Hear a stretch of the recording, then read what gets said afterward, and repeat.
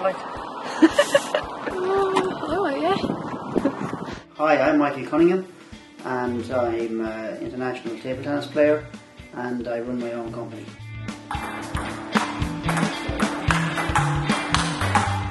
I've competed in 8 Paralympic Games.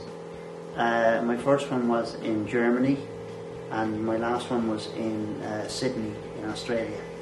I haven't been to the last 2 Paralympics through work commitments, and but now I'm back in training again and hoping to go for trials for the London 2012. More and more places are becoming accessible, but it's a law now in all of Europe that doors and houses and new buildings and hotels and all have to be of a certain width and size to suit all sizes of people and of wheelchairs. That applies for ramps, and it doesn't apply for wheelchair users. It's for blind people, it's for people with arthritis, it's people who use buggies and walking aids, all of that kind of stuff. Some of the taxis even, some have gone out of the way and some haven't gone out of the way. And from the possibility of, say, the grant system, where a lot of taxis got paid to do a job, they introduced ramps, but it's very difficult to get a taxi for a disabled person if you need to stay in your chair, because the taxi will take only me as a disabled person, or if they can take 4 or 5 able-bodied people for this and get more fares. Signs, you don't see too many of them, at least I never do when I'm going around.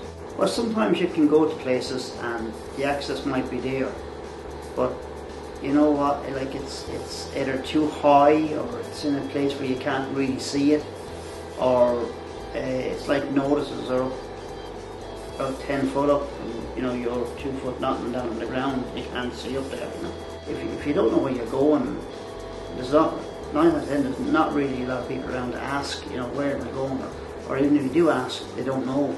My hand controls in the car basically allow me to drive my own vehicle. It allows me independence to come and go as I please. My hand controls are a very simple system, is that there's 2 U-bolts around the steering column, and you have a bar and a cable attached to the brake and the accelerator.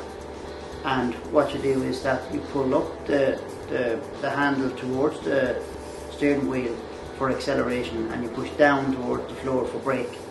And that's basically the system, how it works. It's up and down. So it's a fairly straightforward system. I think it's a great idea that you would have some sort of hand rails, because most people are not that steady on their feet. So if they can grab onto the side of the handrail to help them get up and get down, it's a great idea. Even from a wheelchair perspective, if you can grab it, it will stop you sliding sometimes if there's ice or snow or something like that. You can keep sliding or not be able to get any traction in your wheelchair. The big problem with accessibility is what I consider as a wheelchair user, what I consider as accessibility. An able-bodied person idea of accessibility would be completely different. A wheelchair is a big thing and it takes up more space. So therefore, if a door is not wide enough, you can't get in. If there's not enough space to go in to some of the toilets, you might be able to get in, but you might not be able to close the door behind you. So, you have to try and find a way around it.